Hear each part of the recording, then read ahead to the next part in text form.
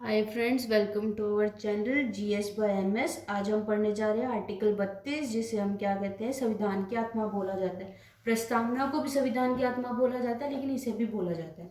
Article 32 क्या कहता है? इंग्लिश में इसे कहते हैं कॉन्स्टिट्यूशनल रेमेडीज, और हिंदी में क्या बोलते हैं? उपचार संविधानिक, यानी उपचार संविधानिक। ये क्या कहता है कि मान लो ये क्या करता है, आर्टिकल 32 क्या करता है, ये सुप्रीम कोर्ट को अधिकार देता है कि अगर किसी भी नागरिक का अगर मूल अधिकार का हनन होता है या अपमान होता है तो सुप्रीम कोर्ट डायरेक्ट एक्शन ले सकता है उस चीज पे।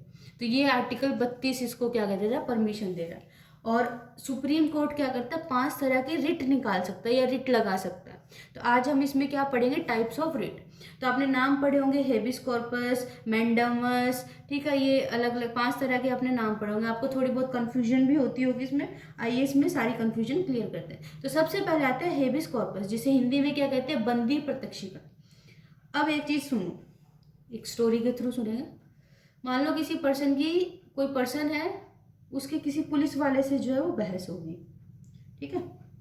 पुलिस वाले से बहस होगी, पुलिस वाले को आया गुस्सा, उसने क्या काम करा, उसको लिया उठा और उठा के डाल दिया जेल में। और वो इंसान जो है वो जेल में, उसको 2 दिन रखा, 3 दिन रखा, उसको मारा पीटा। तो ये उसका कौन सा अधिकार का हनन हुआ? हनन हुआ ना, राइट। क्योंकि बिना उसे काम के, बिना किसी बात के, अगर उसे कोई पुलिस, मान लो उस इंसान की भी गलती होगी, बट ऐसे वो नहीं कर सकता। अगर उन्हें कोई प्रॉब्लम लग रही है तो वो डायरेक्ट पुलिस उसमें कोर्ट के थ्रू जाए, अपनी पर्सनल दुश्मनी जो भी है वो निकाले। बट ये तो कोई बात नहीं है कि वो उठा के उसको जेल में डाल दिया और जेल में डाल के वो पीट रहा है। तो उसके घर के उस टाइम क्या कर सकते हैं, कोर्ट में जाके हेबिस कॉर्पस लगा सकते हैं उस पर्सन के बिहाफ पे, क्योंकि वो तो जेल में होगा तो उसके बिहाफ पे हेबिस कॉर्पस लगेगा। हेबिस कॉर्पस क्या कहता है कि you may have the body, इसका मतलब होता है you may have the body English में। तो 24 घंटों के अंदर अंदर पुलिस वालों को ये ऑर्डर देते हैं कि उस पर्सन को सशरीर, यानी शरीर के समेत, यानी पूरा सही सलामत जो है वो कोर्ट के आगे पेश करो और रीजन बताओ ये किस लिए हुआ, ठीक है। अगर मान लो पुलिस, ये किस लिए, जब पुलिस जबरदस्ती किसी को पर्सनल लिबर्टी के लिए। अब इसमें क्या था, राइट टू पर्सनल लिबर्टी आया, राइट टू लाइफ, और उसका पर्सनल लिबर्टी वाला राइट आ गया। जैसे कि मैंने आपसे पूछा था कि इसमें कौन सा उसका हनन हुआ, पर्सनल लिबर्टी वाला। क्योंकि वो बेचारा तो नॉर्मल घूम रहा था, उसको पुलिस पकड़ के ले गई अपनी पुरानी दुश्मनी की वजह से। तो ये तो पुलिस को भी अनलिमिटेड पावर्स होगी, वो तो किसी को भी पकड़ के ले जाएंगी।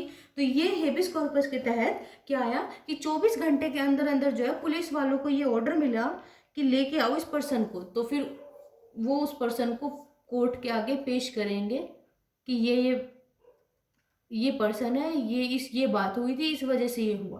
तो उसमें जो भी गलत सही होगा वो आगे का मामला होगा। लेकिन हेबिस कॉर्पस के तहत बंदी प्रत्यक्षीकरण, यानी उसको प्रत्यक्ष रूप से बंदी को जो है वो लेके आओ, ठीक है।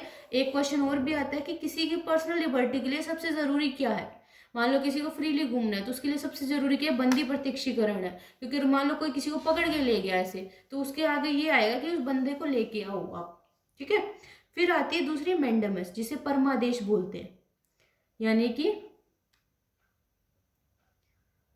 इसमें क्या कहता है कि मान लो कोई भी सरकारी कर्मचारी है, परमादेश यानी परम आदेश, हमने आदेश दे दिया, वी कमांड। वी कमांड का मतलब इंग्लिश में मैंडेमस का मतलब क्या था, हम वी कमांड, यानी हम कमांड कर रहे हैं। कौन कमांड कर रहा है, सुप्रीम कोर्ट कर रहा है, ठीक है। सुप्रीम कोर्ट या हाई कोर्ट, आगे हम पढ़ेंगे कि दोनों ही रिट लगा सकते हैं, सुप्रीम कोर्ट भी और हाई कोर्ट भी। तो सुप्रीम कोर्ट क्या कह रहा है कि कोई सरकारी कर्मचारी अगर सरकार से तनख्वाह उठा रहा है, यानी गवर्नमेंट एम्प्लॉय है वो, और अपने मूल अधिकारियों का और किसी पर्सन के मूल अधिकारों का पालन नहीं कर रहा, तो उस पर क्या लगाया जा सकता है, मैंडामस लगाया जा सकता है, ठीक है। तो उस तहत के, उसके तहत ये सेकेंड रेट यानी मैंडामस लग जाएगी। अब आते हैं, पढ़ते हैं हम थर्ड रेट, क्यू वारंट, जिसे क्या कहते हैं, क्यू वारंट। क्यू वारंट यानी अधिकार परीक्षा। अधिकार परीक्षा क्या कहता है कि मान लो जब कर्मचारी अपनी योग्यता से ज्यादा कृत कर दे, मान लो कोई कम क्वालिफिकेशन का पर्सन है, जैसे मान लो कि कोई गवर्नमेंट स्कूल है, ठीक है, उसमें एक माली, एक टीचर है। टीचर ने क्या बोला, माली को ABCD तो पढ़ानी है, तू पढ़ा दे, और माली वो है वो पढ़ाने लग जाए। तो वो माली की तो क्वालिफिकेशन नहीं थी, टीचर को किस लिए रिक्रूट करा गया, बच्चों को पढ़ाने के लिए, राइट। या फिर कोई मान लो हॉस्पिटल्स में ये होते हैं, सफाई कर्मचारी, उसको अगर डॉक्टर ये बोल दे कि चल तू कोई ना, तू मेरी तरफ से टीका लगा दे, उस एक वो तो एक टीका लगा देगा, पर उस टीके लगाने की वजह से, उस इंजेक्शन लगाने की वजह से किसी पर्सन की जान जा सकती है। ठीक है, तो वो क्या है, उसकी जो खासियत ही नहीं है, जो उसकी योग्यता ही नहीं है, वो उससे वो काम करवाया जाता है। तो उस केस में क्या लगता है, क्यों वारंटर लगता है। सरकार, वो जो कोर्ट है वो क्या लगा सकती है, क्यों वारंट लगा सकते हैं। यानी जब कर्मचारी अपनी योग्यता से अधिक कृत कर दे, जब उसका काम ही नहीं, इन्फीरियर कर्मचारी अपनी सुपीरियर पोजीशन का काम करे, तो उस टाइम पे क्यों वारंट लाया जाता है कि व्हाट इज, इसका मीनिंग क्या होता है क्यों वारंट का, व्हाट इज योर अथॉरिटी, तुम किस अधिकार से, तुम्हारी अथॉरिटी क्या है जो तुम ये काम कर रहे हो। ठीक है, उस टाइम उसको बुला के पूछा जाता है भाई क्यों किया तुमने ये ऐसा, और दोनों को ही फिर लिया जाता है। ठीक है, चौथी क्या आती है, प्रोहिबिशन, यानी प्रतिषेध। प्रतिषेध क्या होता है, ये वो होता है कि एक डिस्ट्रिक्ट कोर्ट के ऊपर हाई कोर्ट होगा, हाई कोर्ट के ऊपर सुप्रीम कोर्ट होगा। तो इसमें क्या कहते हैं कि जब किसी निचली अदालत ऐसा काम को कर रही होती है जो उसके बस का नहीं है, तो जो उससे ऊपर वाली अदालत है ना, वो क्या लगाती थी, प्रोहिबिशन लगा देती है। वो कहते हैं तुम्हारे बस की नहीं, लाओ मुझे दो।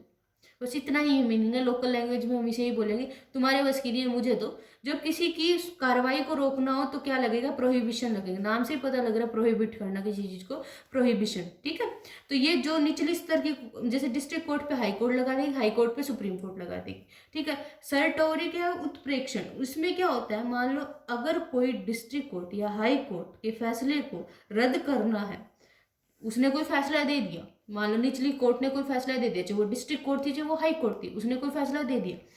अब सरकार क्या कह, सॉरी नॉट सरकार, अब कोर्ट क्या कह रही है, सुप्रीम कोर्ट क्या कह रही है कि इस, ठीक है तुमने ये फैसला दे दिया, हम इसको रद्द करते हैं, हम नहीं मान रहे, लाओ हमें दो, हम हमारे हिसाब से कार्रवाई करेंगे। तो उस केस में क्या होगा, सेल्टोरी आएगा उस कोर्ट के ऊपर। तो ये दो तो कोर्ट के लिए होते हैं, इसमें हमारा कोई नहीं होता, ये कोर्ट आपस में होते हैं। हमारे पे तो ये तीन होते हैं, कौन कौन से, हेबिस कॉर्पस जिसे बंदी प्रत्यक्षीकरण कहते हैं, यानी 24 घंटे के अंदर उस बॉडी को लेके आओ। मैंडेमस, यानी कि मान लो कोई कर्मचारी है तो वो तनख्वाह उठा रहा है और अपना काम कर नहीं रहा, वो आप कहीं गए, वो अपना काम कर नहीं रहा, और उस पर्सन की, या फिर उससे गलत बोल रहा है, या जो भी है, मतलब ये गवर्नमेंट एम्प्लॉयज को लिमिट करता है। ठीक है, तो ये उस केस में क्या हो जाएगा, मैंडामस का प्रयोग होगा। ठीक है, और तीसरा क्या है, सर्टोरी। अब देखो, अब तक हमने पढ़ा कि ये सुप्रीम कोर्ट 32 के तहत लगा सकती है, और हाई कोर्ट जो है वो 226 के तहत जो है वो रिट लगा सकते हैं। ये एसएससी सीजीएल मेंस का जो है थर्ड मार्च की शिफ्ट का ये क्वेश्चन आया था कि 226 के तहत हाई कोर्ट जो है वो रिट लगा सकते हैं, तो ये 226 के तहत ये लगा सकती है। ठीक है, और रिट लगाने पे उसे क्या बताता है, कारण बताना पड़ता है, वैलिड कारण लिखित में देना पड़ता है। और जब बात लिखित में देने की आती है ना, तब अच्छे अच्छों की बोलती बंद हो जाती है, क्योंकि बोलने को तो हम कोई कुछ भी बोल दे, जब लिख के देना होता है ना, मतलब ये शो कोज, यानी कोज दिखाओ ये किस वजह से हुआ, तो उस केस में क्या होता है, ये होता है। तो ये था हमारा आर्टिकल 32। इसके बाद हम आर्टिकल 33, 34, 35 हम अगली वीडियो में पढ़ेंगे। ठीक है, ठीक है, thank you so much for this session. Bye.